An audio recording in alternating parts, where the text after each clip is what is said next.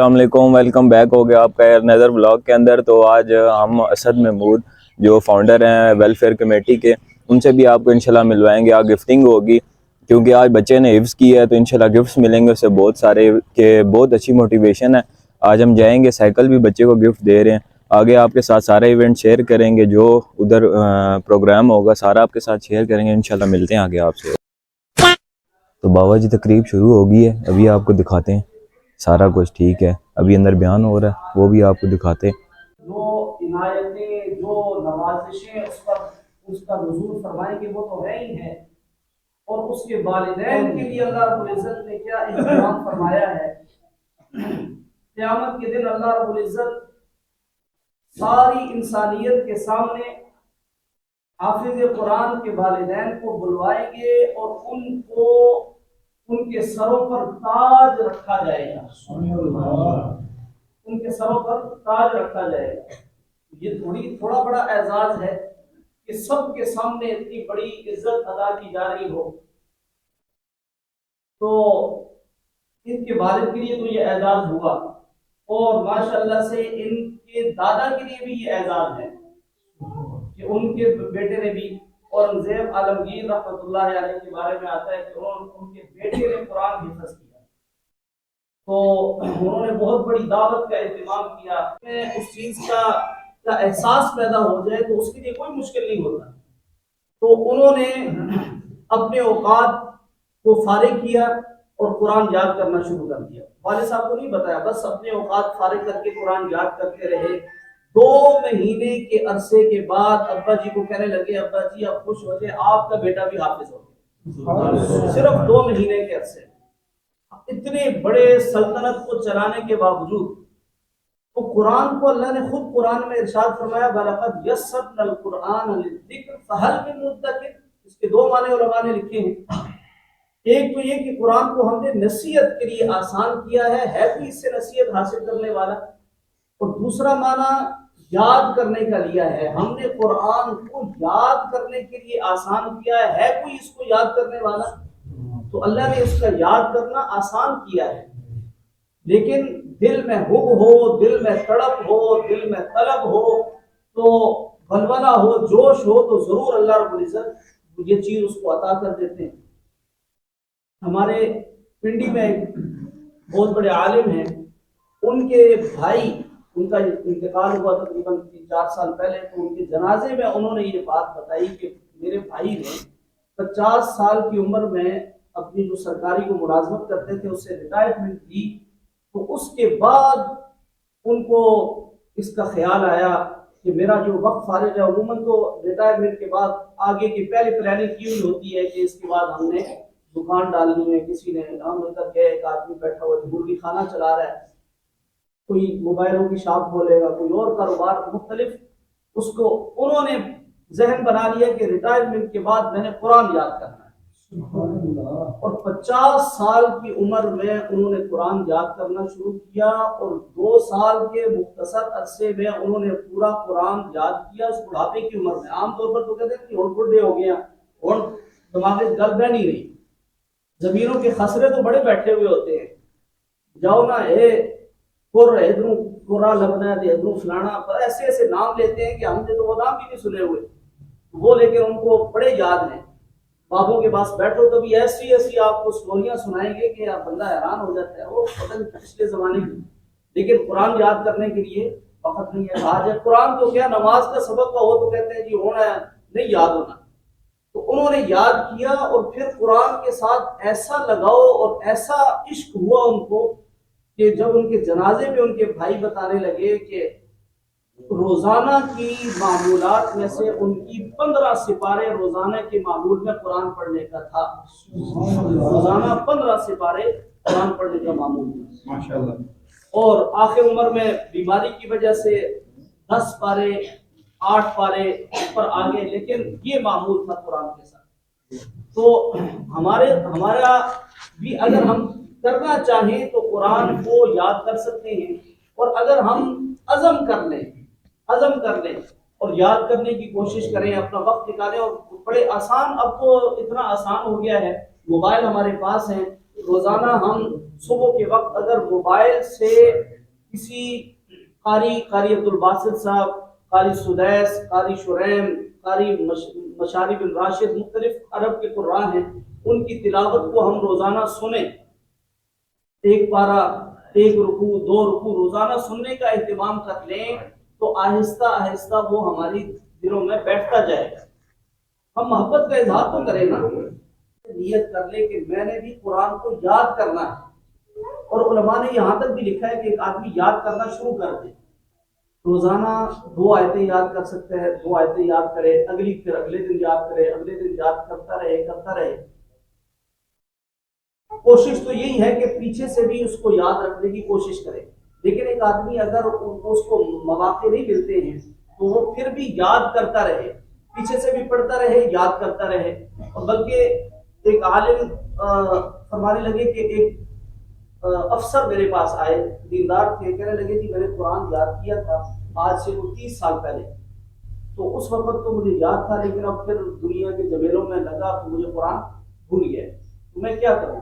مجھے کوئی ایسا طریقہ بتائے، اب میں افسر ہوں، میں صبح سے شام تک مجھے دفتر میں کام ہوتے ہیں، پھر بچے ہیں، تو میں مدرسے میں تو پڑھ نہیں سکتا۔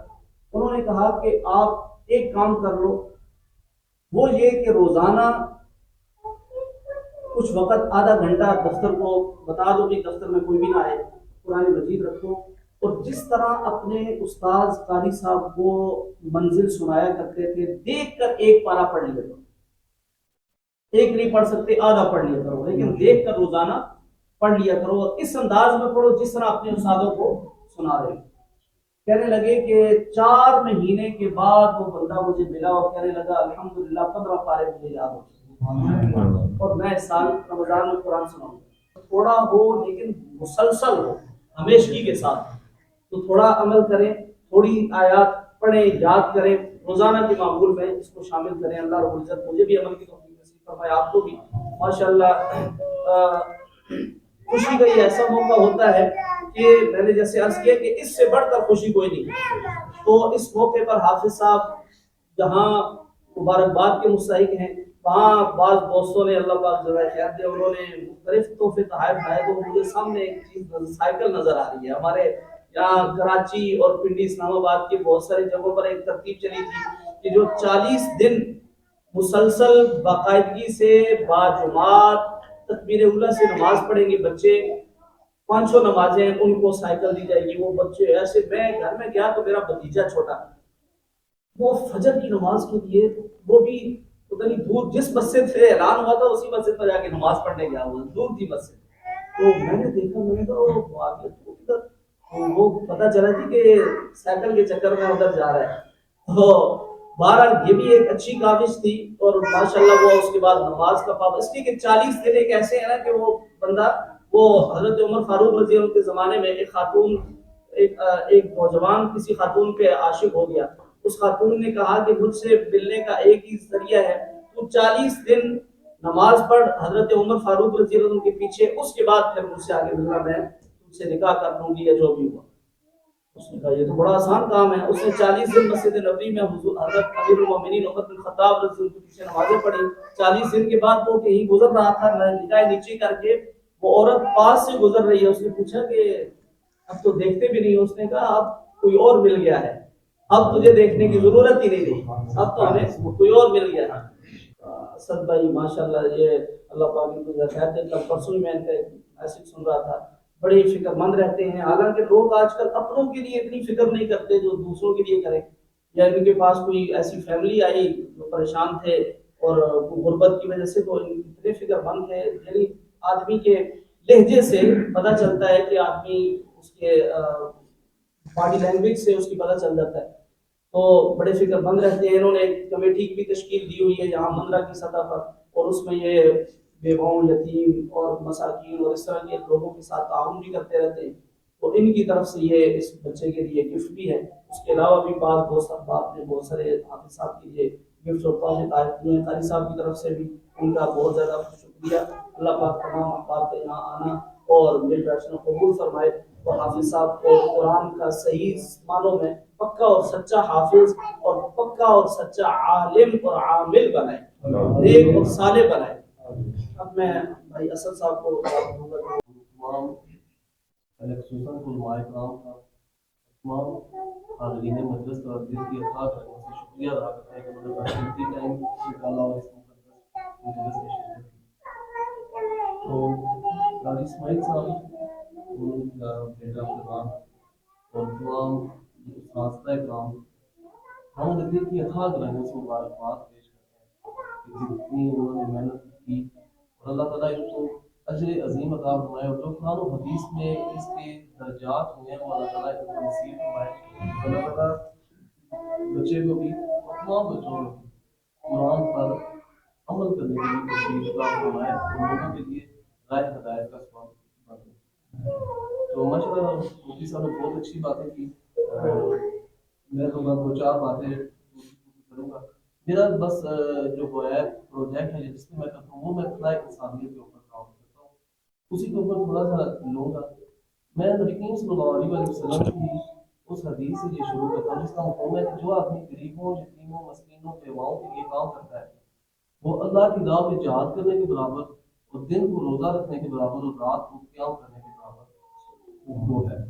اور دوسری حدیث کا مفہوم ہے کہ نبی کریم صلی اللہ علیہ وسلم نے فرمایا کہ مجھے وہ شخص اس شخص سے زیادہ عزیز ہے جو آدمی اپنے مسلمان بھائی کی مدد کے لیے ایک قدم بڑھاتا ہے اس کی مدد کے لیے سوچتا ہے. مجھے اس شخص سے زیادہ عزیز ہے جو آدمی میری مسجد میں 30 دن اعتکاف کرے. تو یہ اتنا بڑا انسانیت کے اوپر جو ہے وہ خدمت خلق کے اوپر جو ہے وہ اجر عظیم ہے. اور تیسری حدیث جس کا مفہوم آتا ہے کہ تم میں سے بہتر وہ ہے جو دوسرے مسلمان بھائیوں کے لیے دوسرے لوگوں کے لیے زیادہ فائدہ مند ہے. تو بس اسی طرح کے اوپر ان حدیث کی بیس پہ میری ایک خواہش بھی تھی کہ ہم ایک ایسا سسٹم بنائیں جس طرح ایک غمی کسی کی ہو جاتی ہے ہم جاتے ہیں ان کے پاس ہمارے مسلمان بھائی کی کسی کی غمی آ جاتی ہے تو ہم اس کے ساتھ پریکٹیکل اس کے شانہ بشانہ ساتھ کھڑے ہوں. اس کی فائنینشیل پوزیشن کے اوپر بھی جس طرح دوسرے علاقوں میں یا مختلف جگہ پہ چلا جاتا ہے وہاں پہ کھانے پکانے کے ارینجمنٹس نہیں کی جاتے وہ ساتھ والے پڑوسیوں کی یا دوستوں کے ہوتے ہیں. تو میری ایک خواہش تھی کہ میں اس طرح کرتا ہوں تاکہ اس جس بندے کے ساتھ ایک ٹریجڈی ہوئی ہے اتنا بڑا اس کے ساتھ سانیہ ہوا ہے اور اس کو کھانے پینے کی ٹینشن لگ جاتی ہے کہ یہ کرنا یہ کرنا. تو یہ میری خواہش تھی کہ ہمارا ہم ایک ایسا سسٹم بنائیں گے جس میں اس بھائی کو نہیں پتا چلے گا اور ہم الحمدللہ ہم نے وہ کمپلیٹ کر دیا. پھر دوسرا میرا یہ تھا کہ شادی کے اوپر جب بہنوں اور بیٹوں کی شادی ہو تو والدین اپنی دل کا ٹکڑا جگر کا ٹکڑا اتار کے جو ہے وہ دیتے ہیں. اور اس کے ساتھ ہمارے کچھ رسم و رواج ایسے ہیں کہ وہ جہیز کی صورت میں اور کہ والدین کے لیے بڑا کچھ کرنا پڑتا ہے. میری ایک خواہش تھی کہ میں ایک ایسا سسٹم بناؤں گا جس میں والدین کے لیے وہ نہ ہو وہ تھرڈ پرسن ایک ایسی فلائی کمیٹی ہو یا فلائی ایسا سسٹم وہ ساری رسپانسبلٹی ادا کرے اور اپنے بھائی کے شانہ بشانہ کھڑا ہو. اور الحمدللہ ہم نے ایک سال کے عرصے میں وہ پروجیکٹ بھی خیبر سے کمپلیٹ کر دیا اور ہم اپنے بھائی کے ساتھ شانہ بشانہ کھڑا ہو گئے. میں اپنے بچوں کو گفٹس کراتے ہیں صاحب اقبال بناتے ہیں.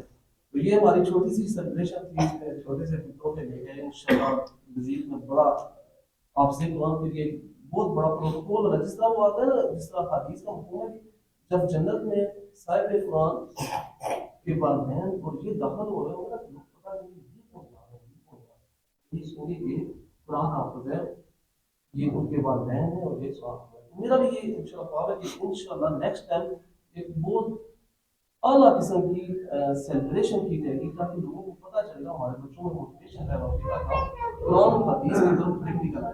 اور الحمدللہ یہ سارے پروجیکٹ ان ڈیوائڈ کے اپنے بھائی کی مشکل میں اس کے ساتھ شانہ بشانہ کھڑا ہونا اور الحمدللہ ہم نے پریکٹیکل کر کے دکھایا. کچھ لوگوں نے مجھے کہا کہ یار اس طرح ہو سکتا ہے اور الحمدللہ ہم نے ایک سال کے اندر اچیومنٹس حاصل کر.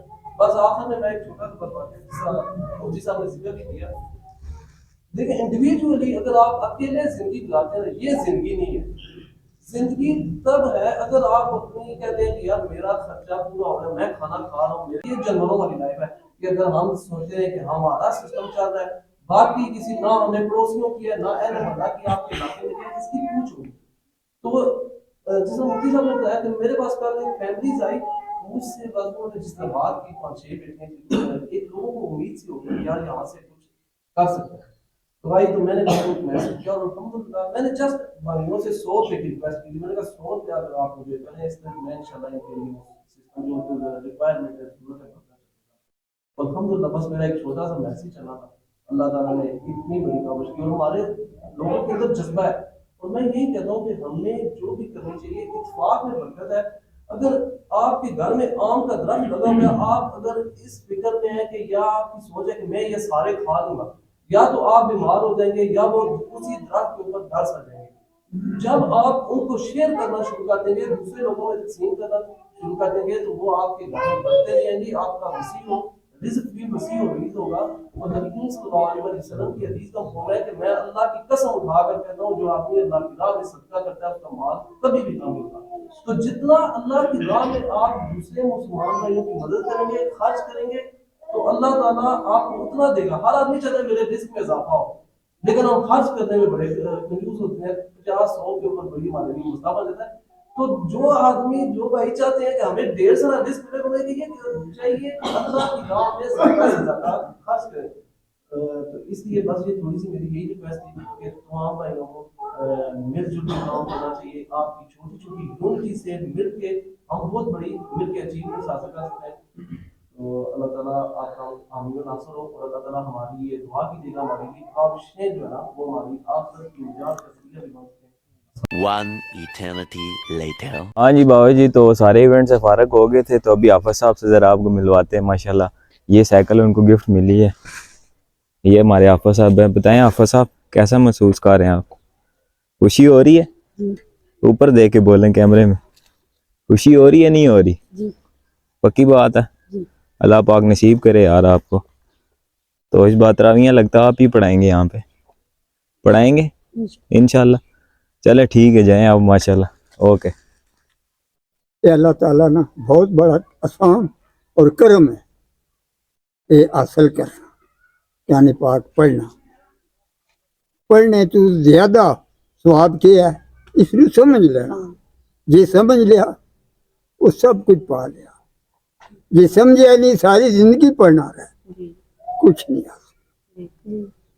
دعا کرو اللہ ہر انسان کی سمجھنے نہیں چاہیے, اور بریاں لوگوں تو بچائے, بریاں لوگوں تو بچائے, بریاں کماں تو بچائے, اپنی پناہ چ رکھے, اپنے ایمان چ رکھے, کسی نے محتاج نہ کرے, کسی کو بھیک منگن جوگا نہ کرے, اپنے خزانے چ ہر شے ہے, اور دے ہی جانا. اتنا کچھ دینا کہ بندہ سوچ ہی نہیں سکتا, بندہ نہیں سوچ سکتا. میری عمر 100 سال ہے, 40 والی اوکڑی ہوئی کنڈے ہوئے ہوئے 100 سال. اور بڑے بڑے دور میں گیا, پاکاں لوکاں نے مجلساں کی, ڈیوٹیاں کی, سب کچھ سمجھا تا پایا. بہت مشکل ہے پانا کوئی کام. پتھر کو پوچھا گیا پہاڑ کی چوٹی سے, اب تو گول کیوں ہیں؟ اس کیا میں چوٹی سے جل اتھو پہ پٹیا گیا ٹھٹھا, راج ٹھوکرا کھانا ہمارا کھانا, بنایا تو گول ہو گیا. گول ہونا بہت مشکل ہے. جیسے گول ہو گیا نا بندہ, سمجھو اس نے بیڑا پار ہو گیا. ہر رستہ ہر ثانیہ اس نے آسان ہو گیا. ٹھیک ہے بابا جی, یہی گل ہے. اس کا نام یاد رکھ, جس دوڑ لائی رکھی اس ٹائم فیشن نوٹا نہیں دوڑ ہے, دین نہیں ایمان نہیں لوڑ کسی, انہیں نوٹ ہون سب کچھ ہونا نہ, نوٹاں نال کچھ نہیں ملنا. یہ سمجھن نال, محنت نال, عمل نال ملنا. بڑیاں کی نکیاں اللہ توفیق دے قبول کر. بریاں کماں تو بے جائی تو بچائے, بریاں سنگاں تو بچائے, اپنی پناہ چ. A few moments later.